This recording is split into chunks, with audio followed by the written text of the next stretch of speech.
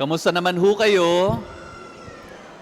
Ako ay nagagalak sapagkat ako ay naaniyahan sa isa sa mga mahalagang araw ng parokyang ito, ang anibersaryo ng pagkakatalaga o dedication of this parish church. 6 years ago, this church was dedicated by the Bishop Emeritus now of the Diocese of Novaliches, Bishop Antonio Tobias. At ang inyong kura paroko noon ay si Father Father Jansen Ronquillo. Kung hindi na po ninyo ako natatandaan, ako po si Father Joseph Christian Pilatin MS, Father J din. Ako po ay ako ay miyembro ng mga misyonero ng Mahal na Birhen ng Lasalet. At noong ako ay seminarista pa lamang, ako po ay na-assign dito sa parokya. Noong tayo ay hindi pa ganito kalaki, noong tayo ay maliit pa lamang. Nung ako ay 3rd year at 4th year theology seminarian, ang aking direktor po noon ay si Father Job Calaracal, ay na-assign po ako dito, linggo-linggo, nagpupunta po ako dito upang tumulong sa mga misa at sa iba pang mga gawain katulad ng ginagawa po ni Brother Paul Lam. Nung ako ay naordinahang diakono, narito pa rin po ako, at marami sa mga taga Santo Niño ay pumunta pa ng Santiago City, Isabela upang masaksihan ang aking ordinasyon sa pagiging diakono. Nung ako ay naging pari, na-assign pa rin po ako dito. Once again, nagpunta ang mga taga Santo Niño sa Isabela para masaksihan ang aking ordinasyon. Nung ako ay naging pari, 10 buwan po akong namalagi dito sa ating parokya bilang isang pari. Kaya ang parokyang ito ay mahalaga din sa akin dahil ito ang parokya na nakasaksi sa lahat ng mga estado sa buhay ko bilang misyonero. Nung ako ay seminarista, nung ako ay diakono, nung ako ay pari, kasama ko ang parokyang ito. At ito din ang kaisa-isa na parokyang naging assignment ko dito sa Pilipinas. 7 na buwan matapos akong maordinahan ay pinalayas ako dito sa Pilipinas at pinapunta sa Hawaii ng 2 taon at sa California ng 9 na taon. Ngayon ako ay nagbabalik, 5 buwan pa lamang ako dito sa Pilipinas at natutuwa ako na naimbitahan ako sa araw na ito ng anibersaryo ng pagtatalaga ng ating parokya. Alam po ninyo, sige, palakpak, ganon. O, tapos na ang homily, di ba? Tapos na ba? Nais kong simulan ng aking homilya sa araw na ito sa pamamagitan ng pagbibigay ng isang exercise o isang gawain sa inyo. Hindi yung exercise na ganyan. Alam ko masel-maselan kayo tulad ko. Diyos. Bibigyan ko kayo ng exercise. Nais kong anyayahan kayo na ipikit ang inyong mata. Close your eyes. Come on. Everybody, children, close your eyes. And I want you, as you close your eyes, imagine that there is a person right in front of you. And that person is your enemy. Yung taong kinaiinisan ninyo, kinabuibisitan ninyo, yung taong nangutang sa inyo na tinakbuhan kayo, yung taong gusto nyong sabunutan o kaya bugbugin kung mayroon kayong pagkakataon, yung taong napakasamang ugali, isipin ninyo, nasa inyong harapan ngayon. At habang iniisip nyo ang taong iyan, pakinggan ninyo ang mensahe ng Diyos sa inyo. Sabi ni Jesus, ibigin mo ang iyong kaaway. Ibigin mo ang iyong kaaway. O maaari nyo nang buksan ang inyong mga mata. O ano naman ang pakiramdam. Nakakabwisit, di ba? It is very annoying. Nakakainis. Lord, bakit ba kailangan sa lahat ng tao, kailangan ko pang ibigin ang aking kaaway? Bakit ko pa kailangang ipagdasal ang mga taong kinapupuotan ko? Yung mga taong nagbigay sa akin ng sakit at dusa at problema sa buhay, bakit ko ba kailangan silang mahalin at ipagdasal pa? Hindi ba pwedeng gantihan ko naman kahit minsan? Lord, isa lang, sabunutan ko din. Lord, isa lang, kahit na gantihan ko, bigyan ko din ng kanyang parusang nararapat para sa kanya. Lord, hindi ba pwedeng ignore ko lang? O kaya can I just be indifferent to him or her? Why do I have to love my enemy and pray for those who hate me. Ang dahilan nito ay makikita natin sa ating unang pagbasa. Ang kwento ni Saul at si David. Alam niyo, nung panahon na iyon, si Saul ang hari, pinakatanyag na hari sa kanilang lugar nung panahon na iyon. Imagine niyo, ang lahat ay sumusunod sa kanya at marahil ay sumasamba pa sa kanya dahil siya ay isang hari. Pero isang araw, nag-umusbong si David. Kilala ninyo si David?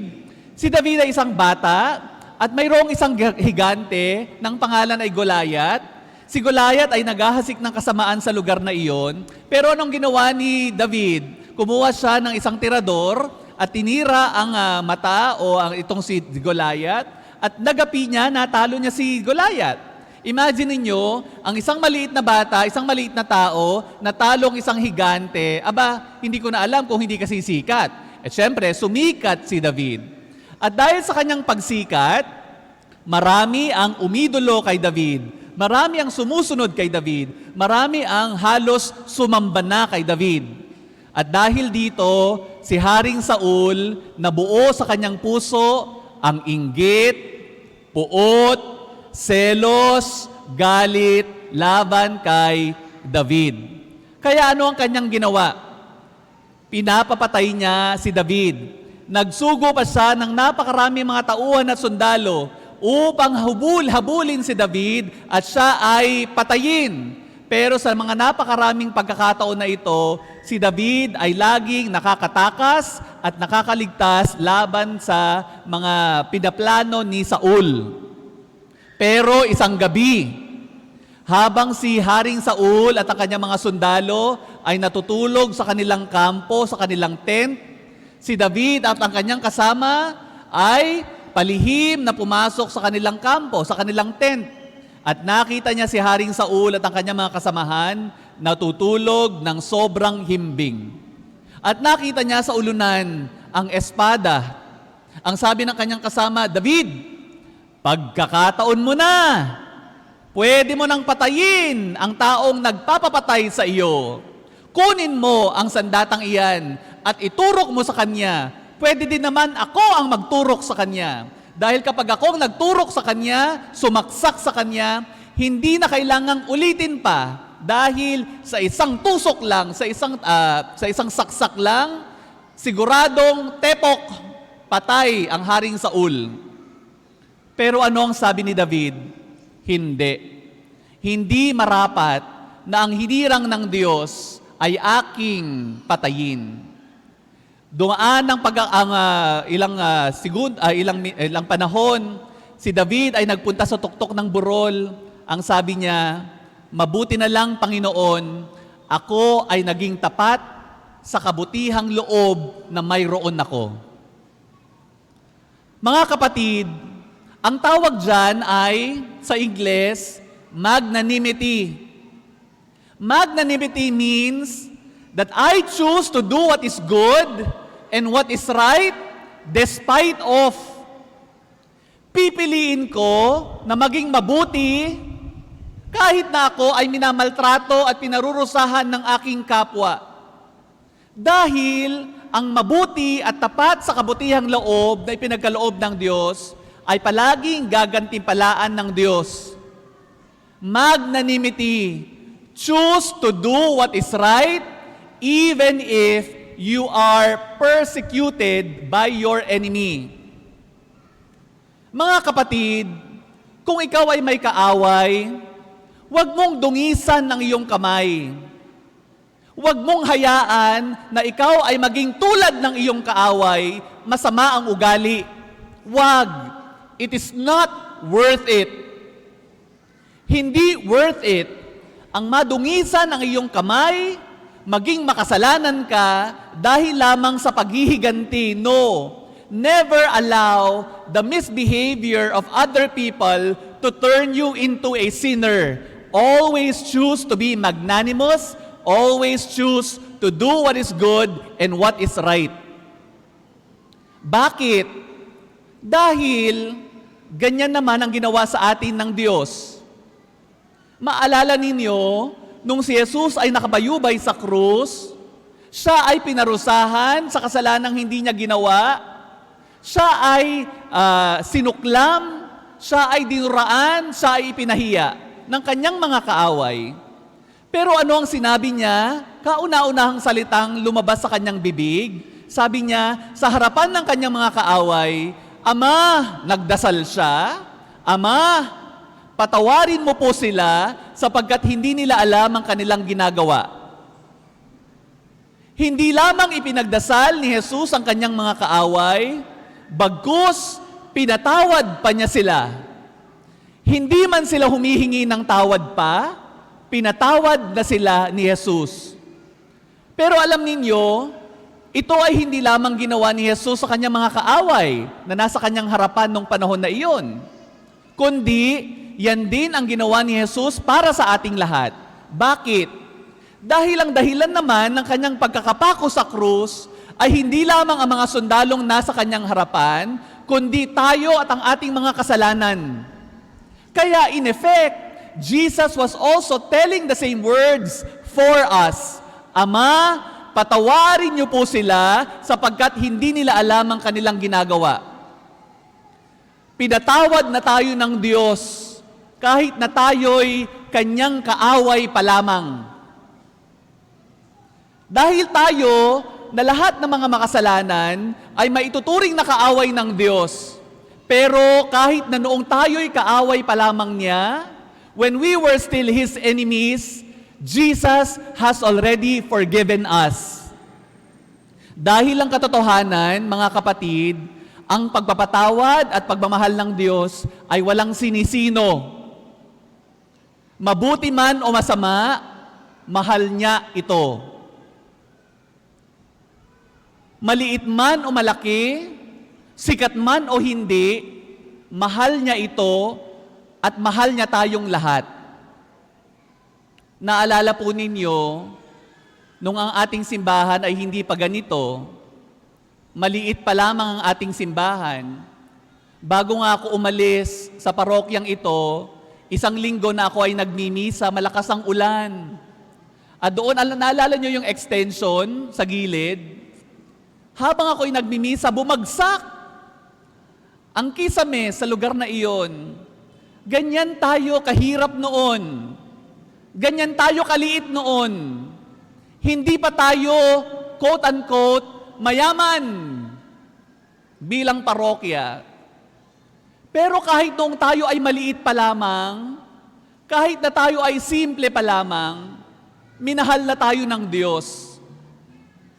At hanggang ngayon, na tayo ay bongga na, malaki ng ating simbahan, mahal pa din tayo ng Diyos. Dahil ang katotohanan, walang sinisino ang pagmamahal at pagpapatawad ng Diyos. Malaki o maliit, mahirap o mayaman, sikat o hindi, maganda o pangit, o hindi kagandahan, mahal tayo ng Diyos. Kaya naman sa ating kapwa, mabuti man o hindi, kaaway man, kaibigan o kakampi, mahal din natin dapat sila. Dahil ganyan tayo tinuring ng Diyos. Mayroon pang isang dahilan kung bakit kinakailangang mahalin natin ang ating mga kaaway. Because in the eyes of God, we are all His children. And if we believe that we are all His children, then we should treat each other as brothers and sisters in the Lord. Kapag tayo ay nagdarasal, Our Father, and inevitably, we are called to treat each other as brothers and sisters because we all have one Father in heaven. Therefore, ang lahat, kakampi man o kaaway, kapatid mo yan. At dahil kapatid mo yan, mahalin mo yan, patawarin mo yan, intindihin mo yan. Mayroon ako naalalang isang kwento, yung kwento ng isang TV journalist, TV reporter, ng pangalan si Peter Arnett. Nagpunta siya sa West Bank in Gaza, kung saan nangyayari ang digmaan laban sa mga Israeli at sa mga Palestino. Isang araw habang siya ay nagko-cover ng balita, bigla na lamang may sumabog na bomba sa isang lugar. At napuno ng usok at sigawan ang buong lugar na iyon. At mula sa usok na iyon, mayroong isang lalaki na lumabas. Tumatakbo siya, humahangos siya, at mayroon siyang isang batang daladala. Tumatakbo siya patungo kay Peter Arnett na mayroong dalang sasakyan. Ang sabi niya, tulungan mo ako. Isakay mo kami sa iyong sasakyan at dalhin natin ang batang ito sa ospital na pinakamalapit. Pinasakay niya ang lalaking ito at ang batang ito at mula sa kanyang kinauupuan, nakikita niya ang lalaking ito kung paano niya ginagamot at tinutulungang maisalba ang buhay ng batang ito. Pero unfortunately, hindi na umabot sa ospital ang bata. Siya ay namatay. Umiiyak ang lalaking ito, tumutulo ang luha mula sa kanyang mga mata. Tinigil ni Peter Arnett ang sasakyan. Ang sabi niya, "My condolences for the loss of your child." Ang sabi ng lalaking ito, "Hindi ko to anak.